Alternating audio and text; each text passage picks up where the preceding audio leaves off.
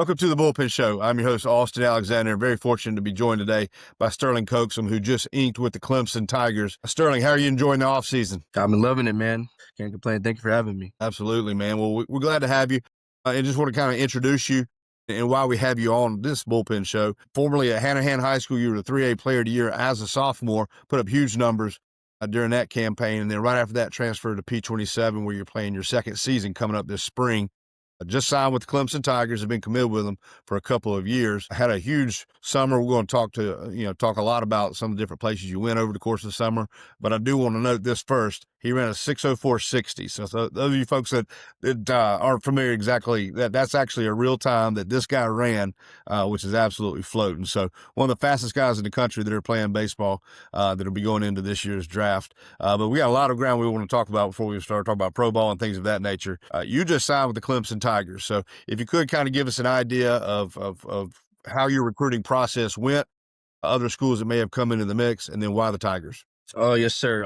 My recruiting started pretty early. When I was 14. I mean, I played in the fall. I played a couple fall tournaments in Jupiter and then Florida, around there, that area. I mean, I saw Coach Noble. He came and watched me play, and I remember he walked by me a couple of times, and I didn't know who he was at the time. But me and my dad would be walking to the car, and he'd walk past. He'd be like, "Yo, how are you doing, Sterling?" And I was like, "Oh, who's this guy?" And then he'd be like, "Yeah, I'm Coach Noble." I introduced myself to him before I even committed. I didn't even know. But then, like a couple of weeks after that, like those tournaments kind of died down, and I was at school. I mean, all the interest started rolling in. It's kind of foggy now, but I remember I talked to a couple other schools. I talked to Monty at Carolina, talked to Coastal a little bit, UGA, where else? Texas, Duke, a lot of other schools. But I mean, Clemson's always been home for me. Grew up a Clemson fan. There's no better place. I mean, especially around that time, Backage was new. So, I mean, Backage was rolling. You know how Backage is. He's fiery. I love to play behind that guy. I'm excited to play behind that guy. The campus is beautiful. I mean, it's like a family. It's like a big old family, because it's the middle of nowhere out there. All you guys, each other, really. But yeah, that's how my recruitment process went. It was pretty short, relatively short compared to other guys. Well, right now you're in the middle of the off season. We're going to get to your busy in season, I guess, in the summer as well. But kind of give us an idea of what you got going on right now at P27 Academy. What do you guys have going on? Obviously, Thanksgiving's right here. You got the holidays with Christmas as well. Over the course of time, before everything really ramps up again, what do you have to do to get ready, and maybe some things that you do off the field? Yes, sir. Right now, since Thanksgiving's around the corner, we're about to go and break. But this offseason, we've been just hitting it hard in the weight room, man. I mean, we just shut down on-field practices a couple weeks ago, so we just been doing facility practices, which is just like indoor, just hitting indoor.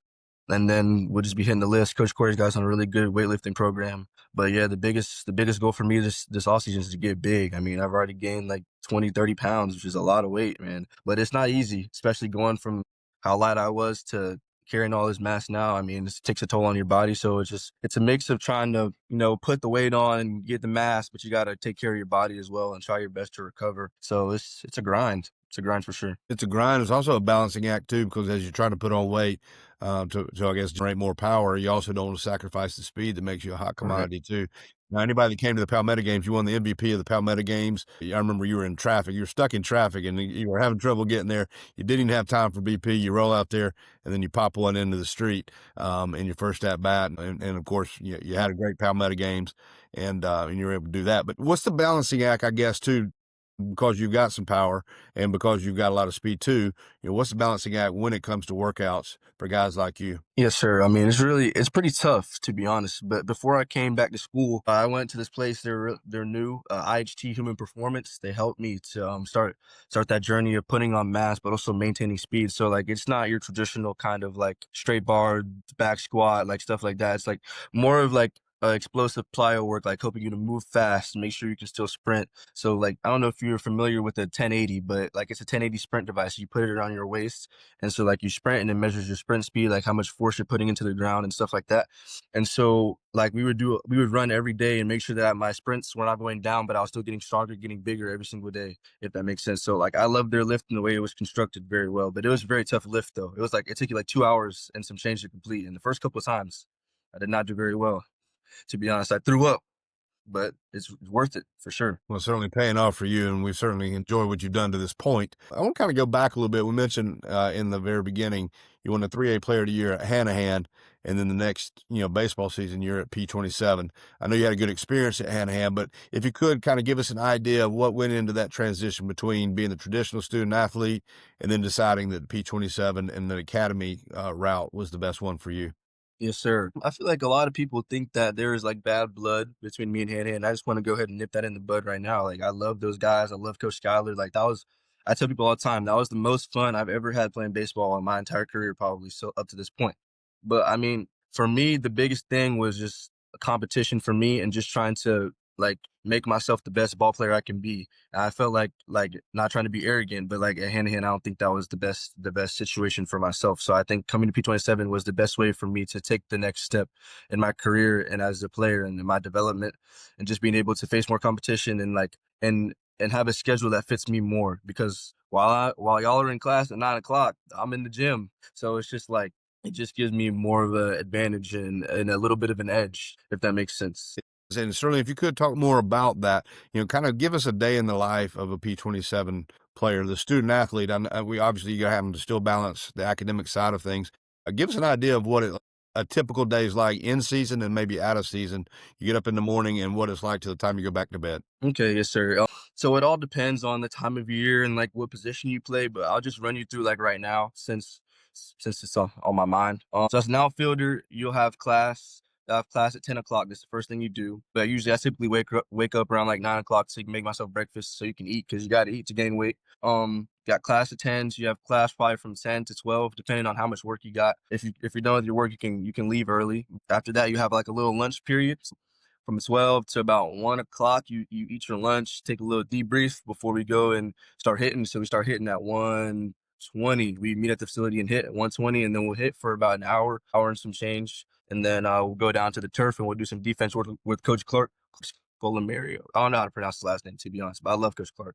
Guys is doing a bunch of crazy stuff, hitting tennis balls up in there, some tickling the clouds and stuff. Then after that, I mean, after our defense work, we'll probably do defense for maybe like an hour, probably around there, and then we'll hit our lift. And then after your lift, you're done, probably rolling out of there about like 4 o'clock, and then you'd be done. The rest of the time's on you. But usually after that, I'll take a little minute to eat, catch up on my calories and stuff, and then I'll go hit one more time before the day's over, and then you wrap it up. So some fact is, you got to get your academics in, but it's a day full of everything you need to be a better baseball player. And That's right. if you could also touch on, you moved away from home, so your parents are, your folks are still back in Charleston, North Charleston, Hanahan, but you're in an apartment. So as a junior, moving away from home at what 16 or 17 years old, you move away. Give us an idea of what that's like, apartment life, and how it, what it works like when you're back in those quarters, not just the ballpark. Yes, sir. So I'll be honest with you. Last year for me, it was really hard. Like it was difficult for me to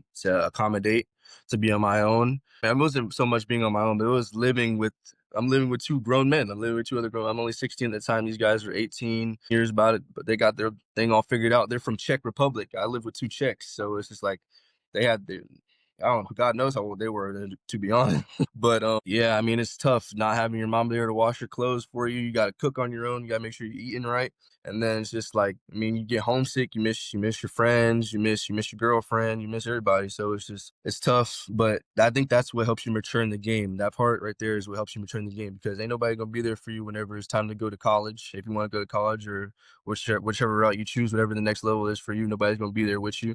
So you just got to be able to kind of take that leap as an athlete and to just let it go, because it's important. It's important to your development off the field. Well, no, we know you're signed to go to Clemson, and that is the plan. Certainly at this point, professional baseball is going to be a variable for you as well. Obviously, as well as you run, combined with the speed and the type of player you are, and the makeup that you have and the work habits that you've outlined for us here. Pro ball is going to probably be a player in this whole thing. Give us an idea of how that works right now with pro scouts.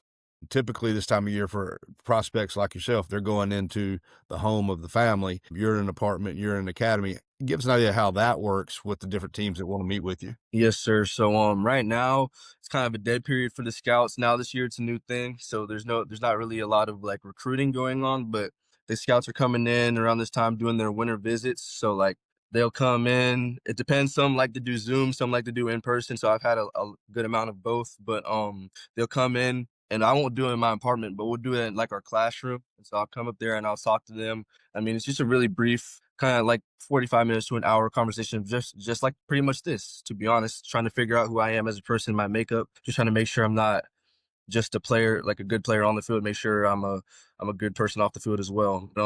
I mean, I think it's relatively easy. It's just like having a conversation with anybody, to be honest, just like talking to them. Nothing too overwhelming, and yeah, it's relatively simple.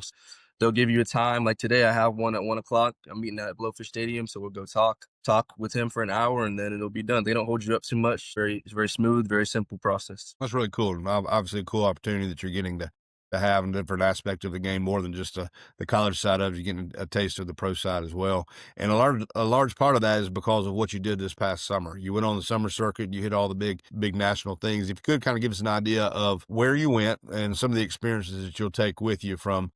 You mentioned that you ran the 6:04 at the Perfect Game National. What are some of the things you did? And I guess, give us an idea of how that'll impact you going into the spring and maybe even beyond if you choose whether it be college ball or go into pro ball. Yes, sir. Yeah, I went to a lot of events. I mean, I went all over the country for the most part. I mean, the biggest events I went to were the PG National in Arizona, the UBC Ultimate Baseball Championship in West Palm Beach. Was another one. WWBA was obviously a big one that we played in. But I mean, those big tournaments, they set you up. I mean, I was fortunate enough to play with like one of the better teams in the country, so I was surrounded by like a bunch of top tier guys, which pushed me to play a lot better. But just performing in those big events, it puts you in a great spot for the spring up and coming. I mean, it's not the end all be all, don't by no means, but like it helps the scouts know who you are, and it helps them like know that they're gonna come checking with you. Like the winter visits, they come, they make sure they put you on your list, and they're like, okay, we gotta go come talk to this guy, we gotta go come figure out this guy because we're interested. So that events like that, they really help you set up for your next year. I mean, just I don't know. The summer circuit's fun. It's fun, but it's a lot. I can understand how it's difficult as well for some kids. I mean, going around playing with guys you don't really know that well. I mean, you're going to a country or not country, a state that you probably ain't never been in before with guys you don't know that well. You gotta go up there and figure out a ways to perform in front of these scouts. So it's a lot of stress on players, but I mean, as long as you try and enjoy it, have fun with it, and don't put too much pressure on yourself, I think it's very enjoyable, and it's some of the best times you can have in your baseball career. Well, you got to play a lot of baseball in 2025. You go back a year, you have an injury that derailed your baseball for a little while. You talk about the arm injury. I talk a little bit about what it was like mentally to have to deal with time away. I've been able to see all your buddies play, and you're just having to kind of rehab and do the time so that you get back on the field. Give us an idea of how that was for you mentally, physically, and then also how that maybe made you stronger when you're given the green light again. Yes, sir. Yeah. So I think this was last year, last August. I had a labrum tear. It was in the front, and like it went all. There's one in the front and then a little bit in the back. So your labrum goes like this around the back of your shoulder. But yeah, I have one anchor up here and then two in the back. I had to sit out for a little while. I mean, I had to rehab it for a while. I couldn't hit or throw. I got the hit before I could throw. It took me like 2 months to be able to swing the bat again. But obviously, whenever you get back, you're not the same because you haven't been swinging, and your body don't feel the same because your shoulder's still tight from the surgery. So that was frustrating. It was very tough for me at first because I was trying to hit. I was ready to go, but I just wasn't doing the things that I was before. So yeah, it was a grind. I had to strengthen up my shoulder back, rehabbing, and that ain't easy either. That junk hurts. That junk definitely hurts. But I couldn't throw for another 6 months. Then you gotta keep in mind I'm transferring to a new school and my arm isn't all the way up, and I'm maybe trying to do a little bit more than I should. I mean, arm pain was there a little bit, but I mean, just rehabbing it. I've been rehabbing it a lot now. It's getting a lot better now that it's been over a year out post-op. So my arm feels almost 100%, and I'm just blessed to be in the situation with my arm because I know a lot of people have the same operations and it don't go the same way for them. Yeah, but being out from the game is tough, especially whenever we've been playing this game for a long time. I mean, since we were boys, it's been such a big like part of our life, and having a part of your life missing is tough. Being strong mentally is important, and that's what keeps you going, and that's what keeps you not getting down on yourself, if that makes sense, lifting you out of those tough situations and out of those holes. Well, you and I talked several times while you were injured and inactive and unable to play. You even came to the Palmetto games the year before, while you had your arm was in the sling and you couldn't do anything. little did we know, 1 year later, you're going to roll in there and be the MVP of the event. But it just shows, the perseverance that you've had to portray just to be able to get back on the field, but and come back, I guess, better than ever is what it's turned out to be. And so it's been fun to watch that transformation for you to go from, player of the year to injured and can't go to where you're at now. And we look forward to seeing obviously what's next from you. Let's get to know you a little bit more. Give us an idea of some things that you enjoy away from baseball, when you're not working out, when you're not, training for everything baseball related. What are some other things that you enjoy? It's a lot. I'm a pretty simple man. Like, I'm an athlete. I came from a family of athletes, so it's just like anything that got ball in, I'm playing. Pickleball, basketball, football. Like, it's hard for me to stay away from sports. I mean, outside of sports, sometimes I go and I fish with my buddies. I'm not a big fisherman, but like I like to spend time with my friends, and my friends do that a lot. So I'll go out and hang out with them. I mean, I bowl. Bowling is fun for me. It's weird, but I like bowling a lot. I think it's fun. I almost like bowling as much as I like baseball. Let's see, what else is there? Trying to think of what's fun. I like video games. Like any other teenage boy, I'm a pretty big gamer. I like playing all the video games. 2K just came out. What else? Black Ops 3, Call of Duty, all that stuff. Yeah, those are pretty much the things I like to do. What are some goals you got for yourself? Whether it be, and when I say goals, you could think short term, you can think long term. From this point on, when I guess calendar flips to 2026, what do you see for Sterling Coaxum going forward? I think it's kind of hard for me. Like, I get this question a good amount of times, not just from like people, my peers, my teammates. It's kind of hard for me to like look so far into the future. So for myself, I just try and take it one day at a time, because I think, like, I'm a firm believer that like every decision you make constructs your future. Like, your future is not constructed by like this one event, this one decision that you made. I think it's every single like from the second you wake up, every single decision you make. Should I get up and eat, or should I just go to class without eating and skip breakfast? Should I go put in this extra work after hitting, or should I just stay at home because I'm hurt, I'm hurting, I don't want to hit no more. I think all those decisions kind of co and make up your future. But like, obviously my goal is to become the best version of myself. Those decisions that you make as an athlete, as a human being in general, kind of construct yourself to reaching those goals. So I want to be the best baseball player I can be. I want to be the best son I can be. I want to be the best teammate I can be. I want to be the best boyfriend, the best whatever, you name it. And in the future, I want to be the best husband, the best father. It's just, I don't know. That's always been a hard question for me, but that's the best answer I can give you. That's a wonderful answer, actually, and I appreciate your candidness on that. And just listen to you talk. Clearly, you've had some quality people pour into you throughout your journey to the age you are now. So, kind of as we wind down, I just want to kind of give you the floor back to kind of give some shout outs, some people that, along the way that really, really helped impact the person you are, maybe the player you are, but certainly the person as well. For sure. The first person I want to shout out is my mama. I mean, I would not be here without her. She's my rock. I mean, like, there's been so many times, like even with injury, like you said, injury times I've been struggling at the plate. It's just like, mama, I don't want to play no more. Like, she always has her hand on my shoulder. She's always pushing me to keep going, and I don't know what I would do without her. Her, and my dad. My dad is like, he's more the disciplinary, the more of the structure guy. Kind of, you got to do this, and this. But the combination of that, I mean, I don't think there's any better parents out there in the world than that for me. And I think that they've really helped me and touched me and guided me to be the person I am today. And without them, I would not be the same. I wouldn't be half the ball player. I wouldn't be half the man. I think it's just like, I don't know. I want to shout out you too. Thank you for giving me the opportunity to play in the Palmetto games. I really wanted to play in that. I remember when I was bummed out there, had my sling on. I was doing anything I could. I was going there picking up baseballs and stuff. I remember that, and I really thank you for giving me the opportunity to play in those Palmetto games. I had a blast whenever I came, even though I was late. But I mean, that was one of the more fun events I've ever played in. I had a great time. Well, you certainly had a good reason for being late. A lot of people couldn't even make it that day. There was a wreck on the interstate, but I remember you keeping me posted. This is how far out I am. I remember thinking he's going to be cutting it close. Hopefully, you can take BP. And you got there just at the end of BP. You said, I'll be all right, and you were. And it's all often said, good players can roll out of bed and play, and you rolled out of bad traffic and performed pretty well. That's a Yes, sign. sir. That's a sign of a dog, right? And you certainly were that day and that weekend. Yeah. You mentioned DP stuff. You also were at Pro Day last year, and that's coming around the corner here, up in less than 2 months. What are some other your thoughts on DP events that you've been able to? I guess some positives that you've been able to draw from stuff that you've been to. I mean, I love them. I mean, I haven't been to too many DP events. I remember back whenever I was at excuse me. Hand in hand, I always had the fall league. Fall league was always fun. I've just been to a lot of pro days. The pro days I think I've been to 3. I think this will be my 3rd one upcoming. They're always a blast. But you don't never know what you're gonna get though. Sometimes it's freezing colds and windy. Last year wasn't too bad. I don't know. Sometimes I don't know. Did it rain? Did it rain one of those years, or am I making that up? I don't remember. But you never know what you're gonna get at pro day. I mean, it's always fun. It's always a blast meeting the new guys from all over the state that you don't really know, and the scout presence is amazing there. I mean, you look up, you got I don't even know how many 50 plus scouts clocking your times and watching your BP and stuff. So it's like really good. It's an amazing event. But yeah, the relationships I made at DP events are just amazing, man. Well, you're exactly right. Pro day is kind of like what Forrest Gump said. It's like a box of chocolates, right? You never know what you get.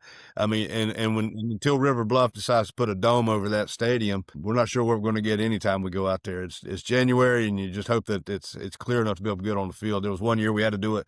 The BP was actually in the cages, and you hate that for the caliber of players that you're rolling out there. But fortunately, they got a facility that allows us to use the football field and whatnot. But yeah, I mean, it's the end of January, 1st of February. You never know what you're going to get. And Yes, hopefully sir. we get sunny skies and be able to watch you maybe even break the 6.0 barrier. If you decide to run to 60, that'd be a fun little goal.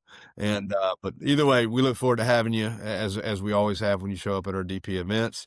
And certainly appreciate your time, man. I really appreciate your candid thoughts. It's been a lot of fun to catch up with you, get to know you a little bit better. As much as I've gotten to know you the last few years, look forward to getting to know you better. Now that we live a little bit closer to each other, look forward to Yes, hanging sir. Right away down the from the road. next field too. That's right. That's right, man. Well, Sterling, thank you for your time. Certainly appreciate your thoughts on all the different topics that we've covered here. Is there anything else you'd like to say before we roll out of here? Yes, sir. I got nothing. Thank you for having me, man. You got it, big guy. We wish you the best of luck. And so we'll go ahead and wind down from there. Wishing everybody a happy Thanksgiving. Happy, if we don't talk to you again before Christmas, if you don't hear from us, I wish everybody a happy holiday season, just to be able to enjoy the downtime before baseball cranks up, because it is right around the corner and we can't wait. So thank you for everybody who's listening. Sterling, thank you as well. And we'll see you next time on the Bullpen Show.